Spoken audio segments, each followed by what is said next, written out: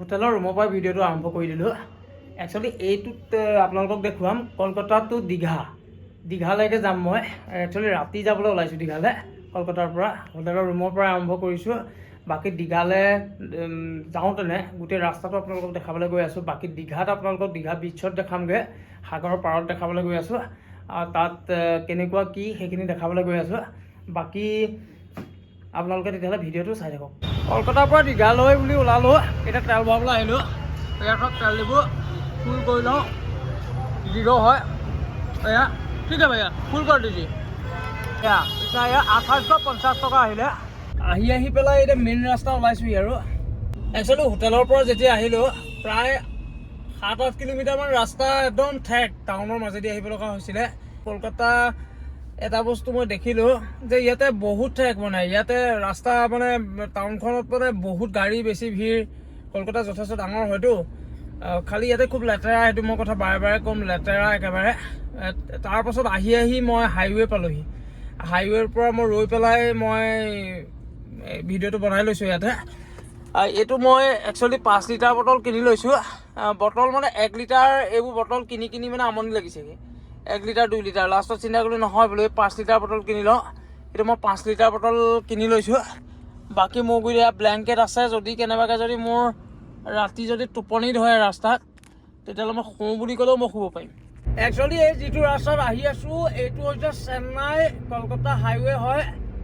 ইয়াতে এখন বৰ্ডো দেখা পাইছিলোঁ মই, চেন্নাইলৈ প্ৰায় 1600 কিলোমিটাৰ 1650 কিলোমিটাৰ ইয়াৰ পৰা হয়। এইটো চেন্নাই যাবগৈ পাৰি, চিধা চিধি গৈ থাকিলে মানে এইটো চেন্নাই মানে চাউথ ইণ্ডিয়ালৈ যদি যাব লগা হয় এইটো চাইডে যাব লাগিব মানে। কলকাতাৰ পৰা দীঘালৈকে 184 কিলোমিটাৰ হয়, 184 কিলোমিটাৰ। কিন্তু 1 কিলোমিটাৰ যোৱাৰ পাছত আমি টোল গেট মই পামগৈ। আকৌ মই টোল গেট পালোঁৱেই অলৰেডি। মই 20খন টোল গেট পাৰ হৈ পেলাই আহি পেলাই কলকাতা পাইছিলোঁহি। আকৌ কলকাতাৰ পৰা দীঘালৈ আকৌ এক্সট্ৰা যাব লাগিবতো, আকৌ টোল গেট পাম মানে। এতিয়া 1 কিলোমিটাৰ পাছত টোল গেট পামেই। কিন্নৰ এইটো একচুৱেলি মই কিন্নৰ যেন নালাগিলে, এইটো মেকআপ চেকআপ কৰি থকা মানুহ এটা নিচিনাহে লাগিলে মোক। মই কিন্তু 10 টকাও নিদিলোঁ ইয়াক।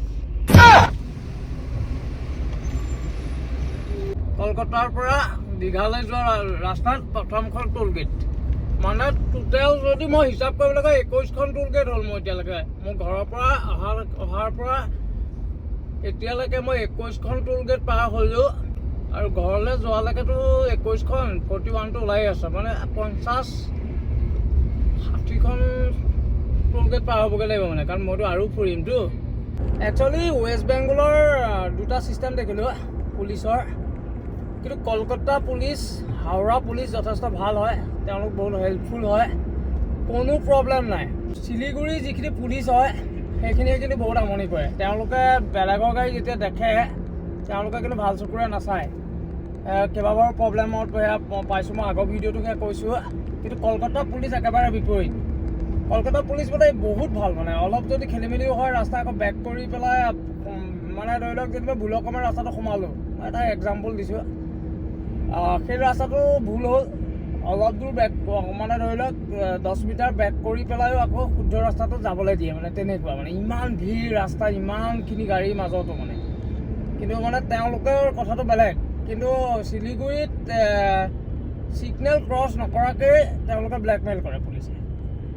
তাৰ সেই ছিষ্টেমটো দুটা বিপৰীত হয়। মই ভাবিছিলোঁ গোটেই ৱেষ্ট বেংগলৰ পুলিচখিনি বেয়া, কিন্তু নহয়, তেনেকুৱা একেবাৰে নহয়। কাৰণ আগৰ ভিডিঅ'টোত মই সেয়া বেয়া বুলি কৈছোঁ, যিটো বেয়া আৰু যিটো ভাল আৰু চিধা চিধি কথা। এতিয়া কথাটো হৈ গ'ল কি দীঘা কথা নাজানো, দীঘাত কি হয়গৈ দেখা যাবগৈ। দীঘাত যদি আকৌ ভাল হয় ভাল বুলি ক'ম, আৰু যদি বেয়া হয় বেয়া বুলি ক'ম। গুগল মেপে দীঘলীয়া ৰাস্তাত ঠিকেই দেখুৱায়, যেতিয়া ৰাস্তাত দীঘলীয়া নহয় তেতিয়া একদম চমু চাপি যায়, টাউন চাউনখিনিত বৰ খেলি মেলি কৰি দিয়ে মানে। মানে গুগল মেপৰ মতে গ'লে মানে ধৰি লওক এনেকুৱা লাগিব এইটো ৰাস্তা নহয়। কিন্তু একচুৱেলি আৰু এটা কথা কৈছোঁ, মই গুগল মেপৰ মতে যদি ফ'ল' কৰি গৈ থকা উলিয়াই দিবগৈ ৰাস্তাটো, এনেকুৱা নহয় যে নুলিয়াইগৈ। কিন্তু সেইটো যে কিছুমান এনেকুৱা জেগাত দি দিব বোলে গাড়ীখন প্ৰথমটোৱে সোমাব আৰু মানে গাড়ী ঘাঁহ লাগি কি হ'ব ঠিক নাই। মই আৰু এটা বস্তু ইয়াত মন কৰিলোঁ, ইয়াতে গাড়ী মানে এখনোৱে মই ভাল গাড়ী নেদেখিলোঁ। ইয়াত যিমানখিনি প্ৰফেশ্যনেল গাড়ী আছে সিমানখিনি গোটেইখিনি গাড়ীয়ে গোটেই ঘাঁহ ঘূ লগা। বাছখিনিতো একেবাৰে চাব নোৱাৰা, পুলিচে একদম পিকি মানে মৰিয়াই দিয়ে মানে। বাছ ফটকি মানে বাছ একেবাৰে একদম বাংলাদেশ আৰু বাংলাদেশৰ বাছবোৰত যে পুলিচবোৰে যে কেতিয়াবা ভিডিঅ' যদি আপোনালোকে চাই দেখিব একদম ধাপ ধুপ যেনেকৈ মাৰি দিয়ে কলকাতাতো মাৰি দিয়ে, সেইটো কিন্তু দেখিছোঁ। কিন্তু বাকী বাহিৰৰ পৰা অহা বা পাৰ্চনেল কাৰৰ লগত তেনেকুৱা নহয়।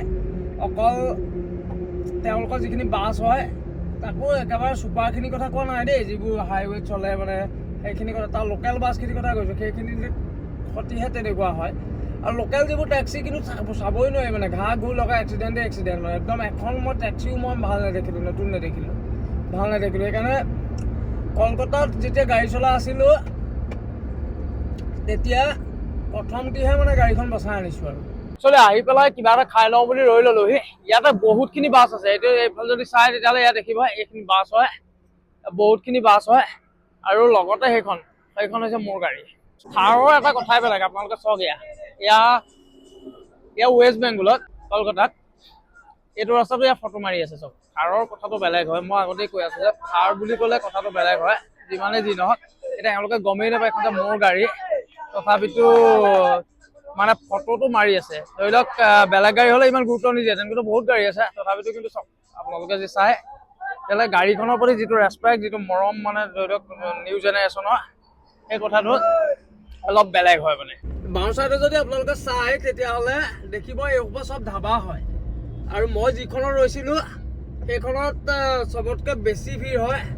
সেইখনতে গোটেই বাছখিনি ৰৈছে, দীঘা যোৱা চব গোটেই বাছখিনি দীঘা যায় মানে। দীঘা ইমান বেছি কিলোমিটাৰো নহয়, কিন্তু ইয়াত এটা ইণ্টাৰেষ্টিং কথা, দীঘা মানে মানুহে খুব ফুৰিবলৈ যায় মানে। ধৰি লওক এতিয়া একচুৱেলি দীঘা এটা কথা থাকে কি, দীঘা যদি জুন জুলাই মাহত যদি যোৱা হয় দীঘা, তেতিয়া 40 ডিগ্ৰী 45 ডিগ্ৰীলৈকে তাতে মানে গৰম হয়। এতিয়া এইটো ছিজন হৈ আছে, ধুনীয়া ছিজন, এতিয়া গৰমো নহয় ইমান বেছি ঠাণ্ডাও নহয়, যিহেতু সেইকাৰণে মানুহবোৰ খুব দীঘালৈ গৈছে। একচুৱেলি কলকাতাৰ পৰা মানে দীঘালৈ বহুতখিনি বাছ আছে ৰেগুলাৰ, যেনেকৈ দিল্লীৰ পৰা মানালী। সেইটো দিল্লীৰ পৰা মানালীটো বহুত দূৰ হৈ যায়, কিন্তু কলকাতাৰ পৰাতো দীঘালৈ বেছি নহয়, 184 কিলোমিটাৰ হয়। তথাপিতো বহুতখিনি বাছ আছে, 350 মান টকা লয়। আৰু যদি কলকাতা যদি গভৰ্ণমেণ্ট বাছত অহা হয় তেতিয়াহ'লে 150-200 টকাৰ ভিতৰত হ'ব। মই ভাল বাছৰ কথা কৈছোঁ, যিবোৰ 350, 400, সেইখিনি বাছত যদি অহা হয় তেতিয়া শ্লিপাৰ পাব, সেইখিনি কথাটো বেলেগ হয়। আৰু নেশ্যনেল এইটো যিটো চেন্নাই এক্সপ্ৰেছ, এইটোত আহি যথেষ্ট ভাল লাগিছে মানে। এইটো ৰাস্তা মানে মই এতিয়া ইমান কম মানে ডিষ্টেঞ্চ, এইটো ডিষ্টেঞ্চত মই বহুত সোনকালে পাই যামগৈ। মই বহুত মানে ৰাতি মই তাত কি কৰিমগৈ, কেনেকৈ কি কৰিমগৈ, ৰাতি আকৌ 3:30 বজাত বা 3 বজাত যদি পাই যাওঁগৈ তেতিয়াহ'লে হোটেল ল'বলৈ যথেষ্ট প্ৰব্লেম হ'ব। সেইকাৰণে মই ৰৈ আহিছোঁ যেন মই ৰাতিপুৱা 6 মান বজাত পাওঁগৈ। নহ'লে ছেফ জেগা যদি পাওঁ মই তেতিয়াহ'লে ৰাস্তাতে শুই দিম আৰু মানে তাতে মানে ধৰি লওক 6-7টা মানে দিন হোৱালৈকে। কাৰণ ৰাতি চাগে তাত হোটেল বিচাৰিবলৈ 3টামান বজাত ৰাতিপুৱা চাগে প্ৰব্লেম হ'ব, সেইটো সময়ত দিগদাৰ হয় মানে। ৰাতি 10টা-11টালৈকে হোটেল পাই যায়, কিন্তু 3টা-4টা বজাত মানুহবোৰ শুৱাই যিহেতু, সেইটো সময়ত অলপ প্ৰব্লেম হয় মানে। একচুৱেলি এনেই ইমান ফূৰ্তি কৰিলোঁ, এক্সপ্ৰেছৱেত বেছি চলাবলৈ গাড়ী নাপালোঁ। একচুৱেলি দীঘালৈ বাওঁ চাইডে এয়া সোমাই যাব লাগিব। এই যিখন বাছ দেখিছে এইবোৰ চব দীঘা, চব দীঘালৈ যায়। আৰু এটা কথা, এই মই এতিয়া যিখন গাড়ীত আহিছোঁ আপোনালোকে মানে এটা বস্তু আগত ফুটেজত দেখিছে চাগে, মানে গাড়ীখনত মানুহে ফটো মাৰিবই মানে, ক'ৰবাত নহয় ক'ৰবাত। যিটো নিউ জেনেৰেশ্যনৰ যিটো মৰম এই গাড়ীখনৰ প্ৰতি, সেইটো কথাটো বেলেগ হয়। আৰু সেই তেনেকুৱা মৰম মোৰো আছে কাৰণে ময়ো এখন গাড়ী কিনিছিলোঁ। আৰু এইখন গাড়ী কিনি পেলাই এতিয়া মই দীঘা চাবলৈ আহিছোঁ, চিন্তা কৰি চাওক। আৰু মই এনেকুৱা ৰাস্তাত গাড়ী চলাবলৈ পাম বুলি মানে মনত ভবাই নাছিলোঁ, মানে সাহস হোৱা নাছিলে। এইবোৰ গাড়ী মোৰ আগৰ যিখিনি গাড়ী আছিলে, বেলেনো আছিলে, গ্ৰেণ্ড আইটেন আছিলে, অল্টো আছে এতিয়া বৰ্তমান। অল্টোখনে এইখনতো মই একেলগেই কিনিছোঁ, দুইখনেই নতুন। কিন্তু ধৰি লওক মোৰ আগৰ যিখিনি গাড়ী আছিলে সেই গাড়ীখিনিত মই ক'ৰবালৈ দূৰণিলৈ যাম বুলি মোৰ সাহস নহয় মানে। কিন্তু এই গাড়ীখন লোৱাৰ পৰা সাহস গোটাই পেলাই সেই অকলে ওলাই গুচি আহিলোঁ। কিন্তু গাড়ীখনে কোনো ধৰণৰ প্ৰব্লেম নাই মানে। আহি আছোঁ, ফিলেই নহয় যে মই ইমান দূৰলৈ আহি আছোঁ, সেইটো ফিল নহয় মানে। ধৰি লওক আৰু যোৱাৰ পিছত আকৌ ক'ৰবালৈ যাবলৈহে মন যায় তেনেকুৱা। সেইটো কাৰণে কলকাতালৈ বুলি আহি পেলাই আকৌ কলকাতা ৱেষ্ট বেংগললৈ আহি পেলাই সেই কলকাতালৈকেতো আহিম বুলি এনেও ভাবিছিলোঁৱেই বাৰু, কিন্তু দীঘাৰ কথাটো মনলৈ অহা নাছিলে মানে। আকৌ চিন্তা কৰিলোঁ যে নাই, দীঘালৈ একেবাৰে গুচি যাওঁ, তাত যিহেতু সাগৰ আছে, সাগৰ বিচ আছে, তাত তাৰ পৰা আহি লওঁগৈ। কলকাতাৰ সাগৰ মই একচুৱেলি দেখা নাছিলোঁ, কিন্তু আজি এতিয়া সাগৰ চাবলৈ যাম বুলিয়ে ওলাই আহিছোঁ। তাতে যথেষ্টখিনি টুৰিষ্ট মানে যায়, ৱেষ্ট বেংগলৰ বহুতখিনি মানুহ যায় আৰু বাহিৰৰ বহুতখিনি মানুহ আহে। আৰু আগত যিটো নেশ্যনেল হাইৱে যিটো express Chennai express Kolkata to Chennai যিটো কলকাতা চেন্নাই এক্সপ্ৰেছ যিটো পাইছিলোঁ মানে হাইৱে পাইছিলোঁ, এক্সপ্ৰেছৱে নহয় আচলতে এইটো নেশ্যনেল হাইৱেহে হয়। সেইটো যথেষ্ট গাড়ী চলাই ভাল লাগিছিলে। কিন্তু এতিয়া আপোনালোকে যিটো এইটো দেখি আছে এইটো আকৌ সেইটো নহয় দেই, এইটো ৰাস্তাটো বেলেগ ভাগ হৈ আহিলে মানে। কিন্তু মই এইটো ৰাস্তা কিবা চুনচান ৰাস্তা এটা হ'ব বোলো, সাগৰলৈ গৈ আছোঁ তেনেকুৱা নিচিনা হ'ব বুলি ভাবিছিলোঁ। কিন্তু তেনেকুৱা ধৰণৰ পোৱা নাই। এইটো 4 লেন হয়, সিটো 6 লেন আছিলে, এইটো 4 লেন মানে। ইটো ৰাস্তাত গাড়ী চলাই ভাল লাগিছিলে, এইটো ৰাস্তাটো বেয়া লগা নাই। এইটো ৰাস্তাত খালি গাড়ীৰ ভিৰটো কম, আৰু ভিৰটো কম যেতিয়া এইটো ৰাস্তাত আৰু মই এতিয়া সোনকালেহে পামগৈ। এইটোৱে দিগদাৰ, এতিয়া লাহে লাহে যাব লাগিব, নহ'লে বহুত সোনকালে পাই যামগৈ মানে। আৰু বহুত সোনকালে পাই গ'লে তাত কেনেকুৱা কি কথা তাকে চিন্তা কৰি আছোঁ মানে কি হ'ব। সেইকাৰণে লাহে লাহে গৈ আছোঁ, বাকী দেখা যাব। এইটো ৰাস্তাত আহি পেলাই এখন ছেকেণ্ড টোল গেট আহি পেলাই এতিয়া 250 মিটাৰ পাছত ৰাইট টাৰ্ণ। এইটো এটা চাৰ্কল হয়, কিন্তু ডাঙৰ জেগা এইটো এটা। এইটো ৰাস্তা, এইটো হৈছে দীঘা ৰাস্তা। একচুৱেলি এখন ডাঙৰ নদী পাৰ হৈছোঁ, যথেষ্ট দীঘল হয়। মই ভিডিঅ' লগাবলৈ থাকি গ'ল, মই মাজতে লগাইছোঁ। যথেষ্ট দীঘল হয় দলংখন। কিবা এখন টাউন পালোহি, এখন কিবা টাউন হয়, মই কি ধৰিব পৰা নাই। ৰাতি যদি যথেষ্টখিনি মানুহ আছে ইয়াত, কিন্তু ইয়াত মানে মই এটা বস্তু ভাল লাগিলে, তেল ডিপু খোলা, তেলৰ কোনো কাৰণত প্ৰব্লেম হ'ব নালাগে, অকল পইচা থাকিলেই হ'ল। এতিয়া আকৌ বাওঁ ছাইডে যাব লাগিব 32 কিলোমিটাৰ। এয়া গোটেই বাছবিলাক ইয়াতে ৰৈছে। ইয়াত ঠিক নাই, ময়ো ৰম নেকি ঠিক নাই দেই, চাই লওঁ। একো ৰ'বলৈ নাই, মই চিধা গুচি যাওঁ। ক্ৰমান্বয়ে আহি পেলাই একদম একেচাতে 2 লেনৰ পৰা আহি পেলাই 1 লেন পাই গ'লোহি আৰু, ছিংগুল লেন। একচুৱেলি আৰু 20 কিলোমিটাৰ আছে, 20 কিলোমিটাৰ পাছত পাই যামগৈ আৰু।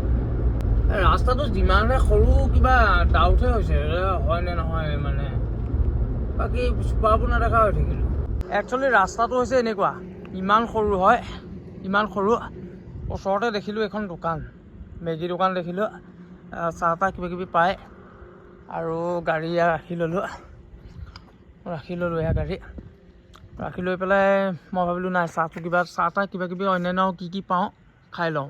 একচুৱেলি চাহ খালোঁ ইয়াতে, আৰু মেগী অৰ্ডাৰ কৰিছোঁ, মেগী বনাবলৈ দি থৈছোঁ। কি ধুনীয়া চাফা। আৰু এটা বস্তু দেখাইছোঁ, ইয়াতেতো চব ব্ৰেণ্ডেড বস্তু ৰাখিছে, চব ব্ৰেণ্ডেড। এইখিনি যদি চাই চকলেটৰ পৰা আদি কৰি এয়া কিমান চাফা হয়। আৰু ৱেষ্ট বেংগলৰ চবতকৈ মই চাফা দোকান বুলিয়ে ক'ম আৰু এইখন। ৱেষ্ট বেংগলৰ চবতকৈ চাফা বুলি কৈছোঁ। ইয়াত মেগী বনাবলৈ তেওঁ আৰম্ভ কৰিছে। ইয়াতে মেগী নিজে বনোৱাই পেলাই খাম। এইটো মেগী বনাই আছোঁ, সেইটো হৈছে মেগী। দেখাত কিন্তু মানে সুন্দৰ লাগিছে, আৰু খায়ো মজা লাগিব, মই গম পালোঁ বাৰু, খুব সুন্দৰকৈ বনাইছে। বাকী খাই লওঁ তাৰপিছত। একচুৱেলি মেগী খাই পেলাই আহিলোঁ। এইটো এটা চুনচান ৰাস্তা হয়, এইটো একদম কোনো নাই ৰাস্তাত, অকল মই আছোঁ ইয়াত, আৰু মাজে মাজে বাছবোৰ গৈ আছে। কিন্তু যিকেইখন বাছ বা যিকেইখন গাড়ী গৈছে বহুত স্পীডত গৈছে। ৰাস্তা তেনেই সৰু, ছিংগুল ৰোড হয়, কিন্তু মানে একদম পাবহি হ'ল আৰু, দীঘা পাবহি হ'ল। ইয়াৰ লোকেলৰ লগত অলপ মানে মেগী চেগী খাই অলপ লেকচাৰ মাৰিলোঁ। টোপনি ধৰি আছিলে, এতিয়া টোপনি নাইকিয়া হৈ গ'ল। ফাইনেলি আৰু 2.6 কিলোমিটাৰ আছে। এখন ট্ৰন হয়, ৱেলকাম ট্ৰন হ'ব চাগে এখন।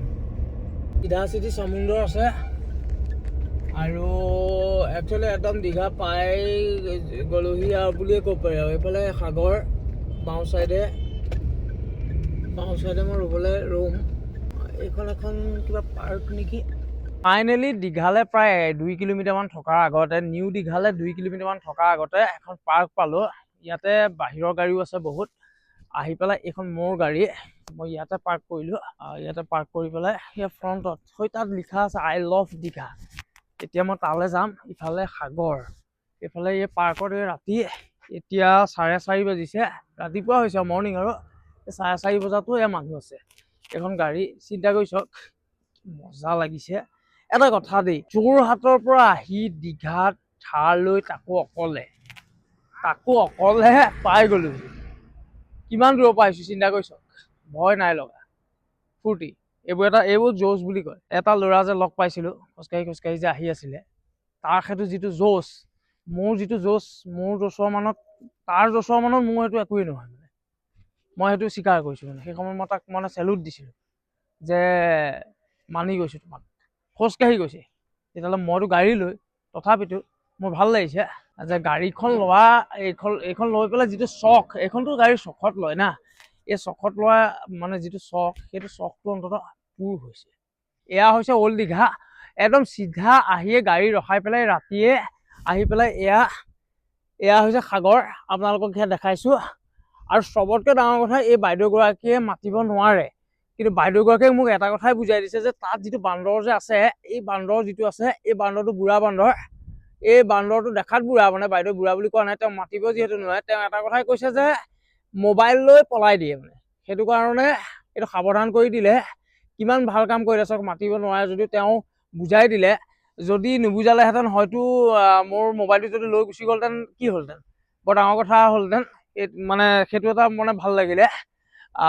বাকী মই আপোনালোকক এটা বস্তু দেখাইছোঁ, যিটো মানুহে দেখাই থাকে।